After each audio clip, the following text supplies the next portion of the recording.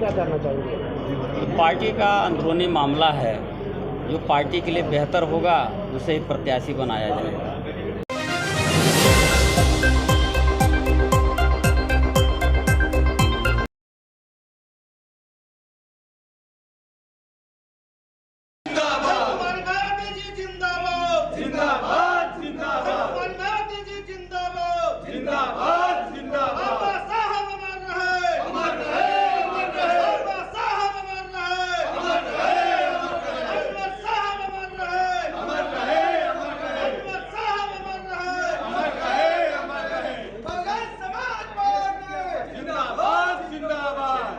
क्या करना चाहेंगे? पार्टी का अंदरूनी मामला है, जो पार्टी के लिए बेहतर होगा उसे ही प्रत्याशी बनाया जाएगा।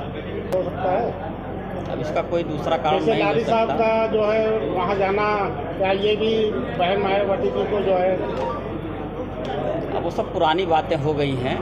अब बहन कुमारी मायावती जी ने ही श्री सैयद नियाज अली उर्फ मंजू को वाराणसी का अपना उम्मीदवार बनाया है। बहुजन समाज पार्टी की यही प्रभारी प्रत्याशी हैं। आज नए प्रत्याशी के लिए क्या कहना चाहेंगे? नए प्रत्याशी हमारे बहुत ईमानदार हैं, बहुत ही कर्मठ हैं, समाज सेवा में हमेशा लगे रहते हैं और हमेशा इन्होंने गरीबों के लिए काम किया, बुनकरों के लिए काम किया है, मजदूरों के लिए काम किया है, तो इसलिए ये चुनाव जीतेंगे। क्या इससे अगर कोई अच्छा प्रत्याशी आएगा उसको भी सेलेक्ट किया जाएगा? और मुझे तो नहीं लगता इससे अच्छा कोई प्रत्याशी हो सकता है। जिस तरीके से लारी जी को टिकट कैंसिल कर दिया गया, राष्ट्रीय समाजवादी जन क्रांति के एक नेता जी ने कहा है कि मोदी जी और मायावती जी एक सिक्के के दो पहलू, एक को जो है कि चुनाव हार के बाद जेल का डर सताता है, तो दूसरे को राजनीतिक खुल के राजनीति करने का डर सताता है जेल जाने का। ऐसा नहीं है। बहुजन समाज पार्टी इस देश की तीसरे नंबर की राष्ट्रीय पार्टी है और हमारा एक आंदोलन है, हमारा एक मिशन है और बहुजन समाज पार्टी हमेशा सर्वजन हिताय सर्वजन सुखाय के नारों पर काम किया है। हर वर्ग हर जाति धर्म के मानने वाले लोगों को साथ लेकर काम किया है। बहुजन समाज पार्टी भारतीय जनता पार्टी के तरीके से सांप्रदायिकता की बात नहीं करती। भारतीय जनता पार्टी इस देश में हिंदू मुस्लिम की राजनीति नहीं करती।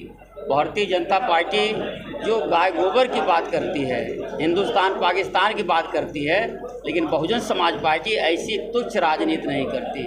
बहुजन समाज पार्टी की अपनी विचारधारा है और बहुजन समाज पार्टी अपनी विचारधारा पर कायम है। विपक्ष लगातार आरोप लगाते हैं कि मायावती जी गठबंधन नहीं करी क्योंकि वो बैक साइड से कहीं न कहीं बीजेपी को सपोर्ट करती है। आज देखो गठबंधन कहाँ दिख रहा है, चाहे एनडीए हो चाहे इंडिया हो, कोई गठबंधन नहीं दिख रहा है। बहुजन समाज पार्टी के नेता शुरू से ही हमेशा जब गठबंधन की सुगबुगाहट थी तभी से उन्होंने कहा कि हम अकेले चुनाव लड़ेंगे, अकेले चुनाव लड़ने की घोषणा किया और आज उसी पर कायम हैं और आज बहन जी अकेले चुनाव लड़ रही हैं। और जो गठबंधन की बात करते थे वो गठबंधन तोड़ तोड़ के अलग अलग हो गए।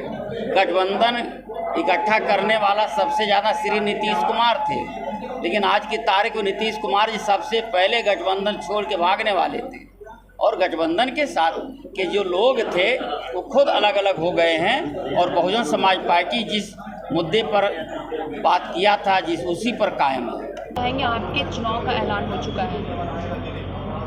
कहना हमको ये है कि मज़हब नहीं सिखाता आपस में बैर रखना, हिंदी है हम वतन है हिंदुस्तान हमारा। तो सभी जाति धर्म के सभी मज़हब को मानने वाले लोगों को साथ ले करके हम चलने का काम करेंगे। अब बहुत ही ईमानदारी और बहुत ही मेहनत और बहुत ही लगन के साथ इस चुनाव को हम लड़ने का काम करेंगे और चुनाव को जीतने का काम करेंगे बहुजन समाज पार्टी के झंडे तले। प्रधानमंत्री ने सारे काम तो कर दिए हैं, कौन सा ऐसा काम बाकी है, क्यों चुनाव में उतरे? क्या लग रहा है? प्रधानमंत्री ने अगर जो काम किया है उस काम के बारे में आप ही खुद बता दीजिए तो हो सकता है मुझे कोई नई जानकारी हासिल हो जाए। आपका क्या मुद्दा होगा, क्या लेकर जाएंगे जनता के बीच? हम जनता के लिए के बीच में जाएंगे। बेरोजगारी हमारा मुद्दा है, हमारा स्वास्थ्य मुद्दा है, हमारा जो है शिक्षा मुद्दा है।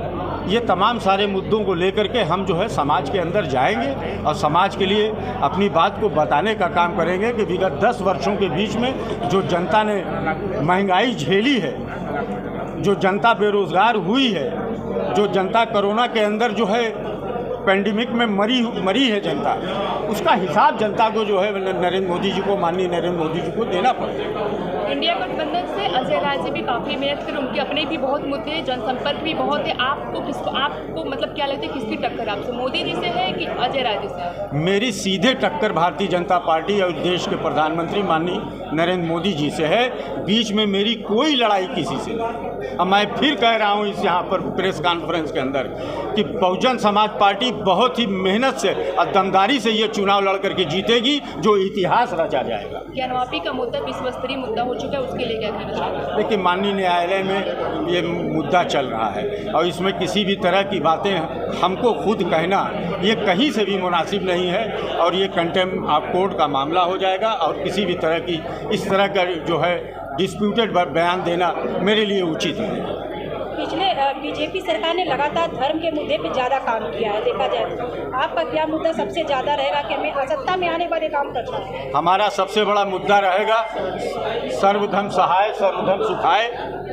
हम हिंदू मुसलमान सिख ईसाई आपस में मिलजुल कर रहें, मोहब्बत से रहें, एक दूसरे का साथ दें, सभी त्योहारों को खुशी खुशी मनाने का काम करें। हमारा मुद्दा ये रहेगा।